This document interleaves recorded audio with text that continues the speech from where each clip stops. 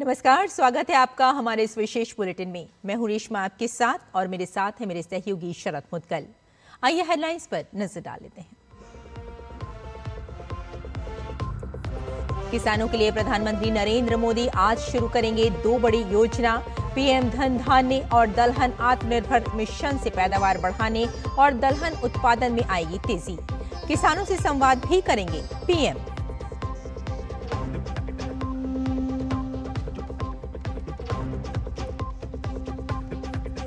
बिहार चुनाव को लेकर आज दिल्ली में बुलाई गई बीजेपी कोर ग्रुप की बैठक। उम्मीदवारों के नाम पर होगी चर्चा। एलजेपी भी संसदीय बोर्ड के साथ करेंगे मंथन।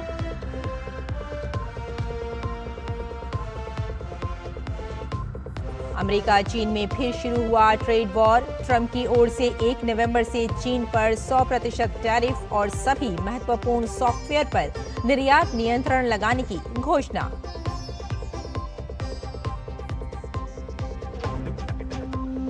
फ्रांस में राजनीतिक संकट सुलझाने के लिए मैक्रों ने लेकोर्न को फिर बनाया प्रधानमंत्री। कट्टर वामपंथी और दक्षिणपंथी इस फैसले से नाराज।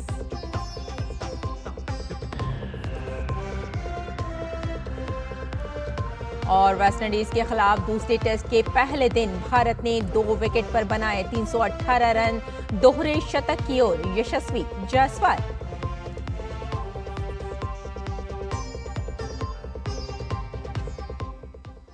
और आइए अब समाचारों पर डालते हैं विस्तार से नजर।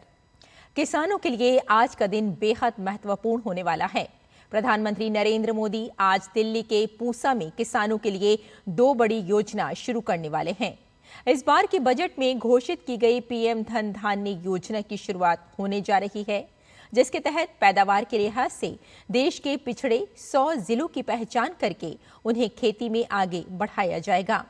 इसके अलावा पीएम मोदी देश को दलहन के क्षेत्र में भी आत्मनिर्भर बनाने के लिए दलहन आत्मनिर्भरता मिशन की शुरुआत करेंगे। इस अवसर पर पीएम मोदी किसानों से संवाद भी करेंगे और उन्हें सम्मानित करेंगे। इस कार्यक्रम की जानकारी देते हुए केंद्रीय कृषि मंत्री शिवराज सिंह चौहान ने कहा कि अब भारत की कृषि पिछली सरकारों से नहीं बल्कि वैश्विक मानदंडों पर आंकी जाएगी।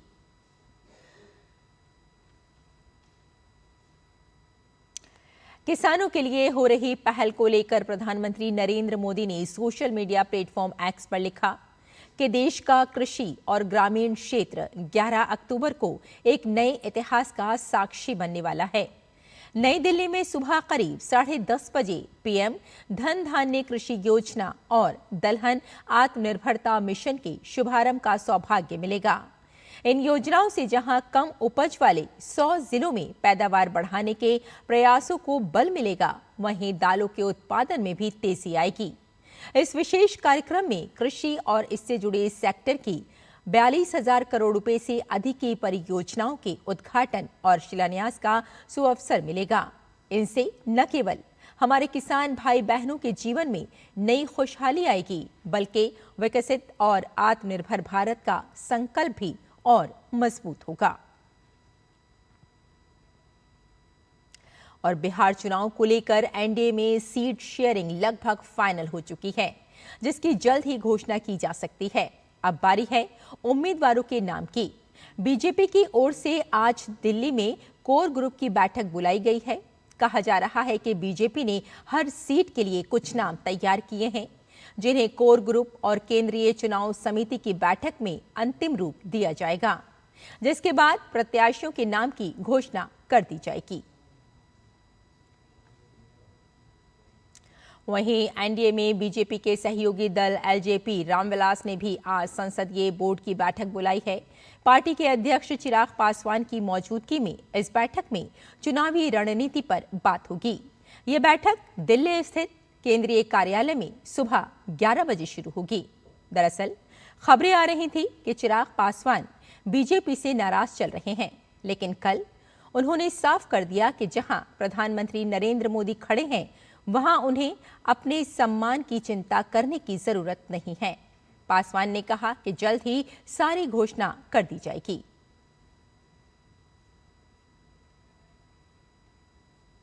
अमेरिकी राष्ट्रपति डोनाल्ड ट्रंप ने चीन पर 1 नवंबर से 100% का भारी भरकम टैरिफ लगाने की घोषणा की है। उन्होंने कहा है कि ये टैरिफ चीन पर वर्तमान में लागू किसी भी दूसरे टैरिफ से अतिरिक्त होगा।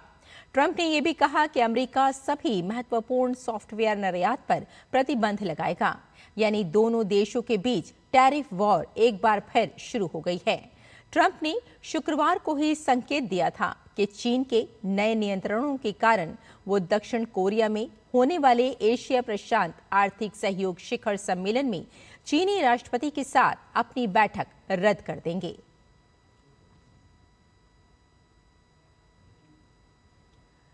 फ्रांस के राष्ट्रपति इमैनुअल मैक्रों ने सेबेस्टियन लेकॉर्नु को फिर से प्रधानमंत्री के रूप में नियुक्त किया है।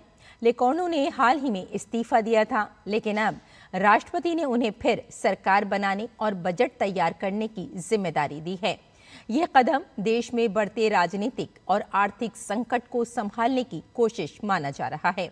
लेकॉर्नु की दोबारा नियुक्ति कई दिनों की बातचीत के बाद हुई है। ये जिम्मेदारी मिलने के बाद लेकॉर्नु ने कहा कि वो वर्ष के अंत तक फ्रांस को बजट उपलब्ध कराने और आम नागरिकों की रोजमर्रा की समस्याओं का समाधान करने की कोशिश करेंगे। और 12 अक्टूबर को दिल्ली के जवाहरलाल नेहरू स्टेडियम में आयोजित होने वाली वेदांता हाफ मैराथन के लिए मेट्रो का समय बदला जाएगा।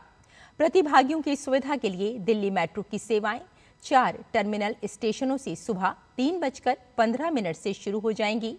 इन स्टेशनों में रेड लाइन रिठाला से शहीद स्थल नया बस अड्डा तक, येलो लाइन समयपुर बादली से मिलेनियम सिटी सेंटर गुरुग्राम तक, ब्लू लाइन द्वारका सेक्टर 21 से नोएडा इलेक्ट्रॉनिक सिटी वैशाली तक और वायलेट लाइन कश्मीरी गेट से राजा नाहर सिंह तक शामिल है। इन सभी टर्मिनल्स पर मेट्रो सेवा सुबह 3:15 से शुरू हो जाएंगी।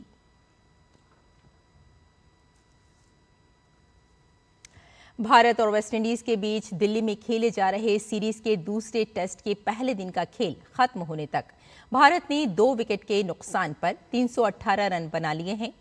यशस्वी जायसवाल 173 रन और शुभमन गिल 20 रन बनाकर नाबाद हैं।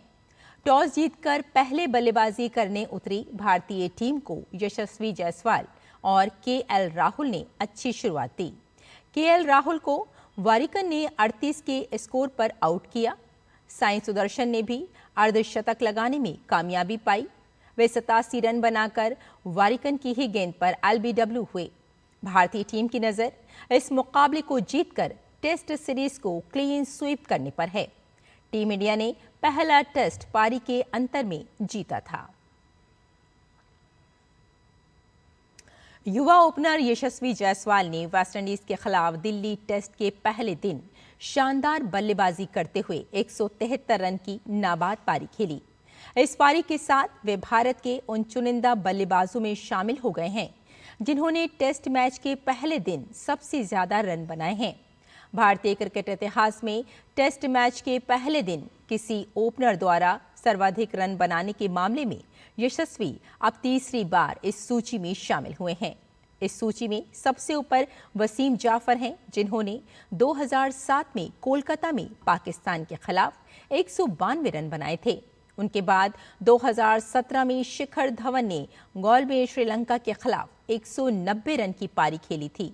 यशस्वी ने 2024 में विशाखापट्टनम में इंग्लैंड के खिलाफ 179 रन बनाए थे और अब 2025 में दिल्ली में वेस्टइंडीज के खिलाफ 173 रन बनाकर इस सूची में एक और बार अपना नाम दर्ज कर लिया है। महिला क्रिकेट विश्व कप में कल खेले गए मैच में न्यूजीलैंड ने बांग्लादेश को 100 रन से हरा दिया। ये इस विश्व कप में न्यूजीलैंड की पहली जीत है। इससे पहले टीम को अपने दोनों मुकाबलों में हार का सामना करना पड़ा था। न्यूजीलैंड ने पहले बल्लेबाजी करते हुए निर्धारित 50 ओवर में 9 विकेट पर 227 रन बनाए। जवाब में बांग्लादेश की टीम 39.5 ओवर में सिर्फ 127 रन बनाकर ढेर हो गई। आज विश्व प्रवासी पक्षी दिवस है। ये दिन इन पक्षियों के संरक्षण के संकल्प लेने का दिन है। भारत में प्रवासी पक्षियों के लिए कई महत्वपूर्ण स्थान हैं, जिन्हें आर्द्रभूमि और रामसर स्थल के रूप में मान्यता दी गई है। साथ ही ये पक्षी कई शहरों में नदियों और तालाब के पास आसरा बना लेते हैं। विश्व प्रवासी पक्षी दिवस का उद्देश्य बिल्कुल साफ है, यानी शिक्षा, सार्वजनिक कार्यक्रमों और अंतर्राष्ट्रीय सहयोग के माध्यम से पक्षियों की रक्षा को बढ़ावा देना। इस वर्ष की थीम है साझा स्थान, पक्षी अनुकूल शहर और समुदाय बनाना।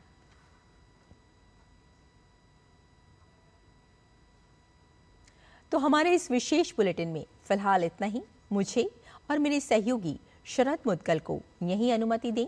नमस्कार।